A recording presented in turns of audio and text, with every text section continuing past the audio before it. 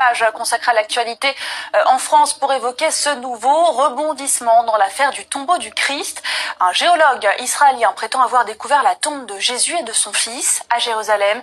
Il s'agit du docteur Aryeh Shimron. Il affirme aussi être en mesure de prouver que Jésus était marié et qu'il était père de famille. Les détails avec Maël Benoliel.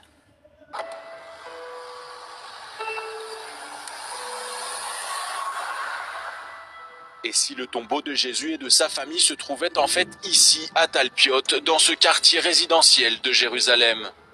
D'après ce journaliste d'investigation et ce géologue, il n'en ferait plus aucun doute.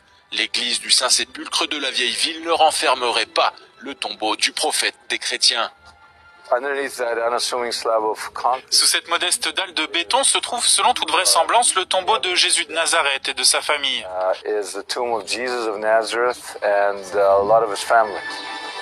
Découvert pour la première fois au début des années 1980, au moment de la construction du quartier, les pelleteuses mettent à jour un caveau dans lequel reposent 10 ossuaires, des petits cercueils de pierre contenant des ossements. Sur l'un d'eux est écrit en araméen « Jésus, fils de Joseph ». Personne n'a semblé remarquer que les cercueils portaient des noms sur eux et cela a son importance. Outre celui marqué au nom de Jésus, les ossuaires trouvés dans le sépulcre portent les noms de Maria, qui évoque Marie, la mère de Jésus, de Marianne et pour le plus petit d'entre eux, de Judas, fils de Jésus. Mais les ossuaires tombent dans l'oubli, le caveau lui-même disparaît, scellé, il le restera jusqu'en 2005. C'est à cette époque que Simcha Jacobovici, à grand renfort d'experts, décide de mener son enquête et réouvre le caveau.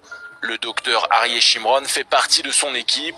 Ce géologue entreprend il y a 7 ans des tests chimiques qui lui permettent d'établir aujourd'hui des concordances entre ce tombeau et l'ossuaire de Silouane, une urne funéraire du 1er siècle, retrouvée par hasard sur un marché d'antiquités dans les années 1970. Cette urne porte la mention « Jacques, fils de Joseph, frère de Jésus ». Les tests géologiques lui permettent de découvrir que le tombeau de Talpiot et l'ossuaire de Silouane étaient tous les deux recouverts d'une même argile. Une argile que l'on retrouverait uniquement dans les montagnes à l'est de Jérusalem. Ma recherche a établi qu'il existe un lien chimique très solide, tout à fait clair et vraiment convaincant, entre l'ossuaire de Jacques et les ossuaires que nous avons retrouvés ici. Pour le docteur Shimron, il semblerait tout simplement que l'ossuaire de Jacques a été retiré du caveau, ou par un phénomène naturel ou de la main de l'homme il y a bien longtemps. En dépit des critiques d'un certain nombre d'archéologues et de théologiens, les deux hommes sont sûrs de leurs faits.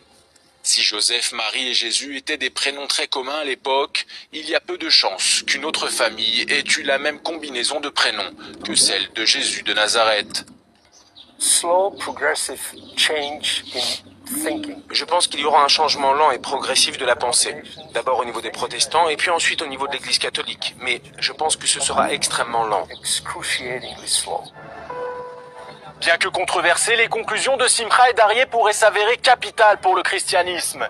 Une chose est sûre en tout cas, Jérusalem, la ville 3 fois sainte, a encore beaucoup à nous apprendre.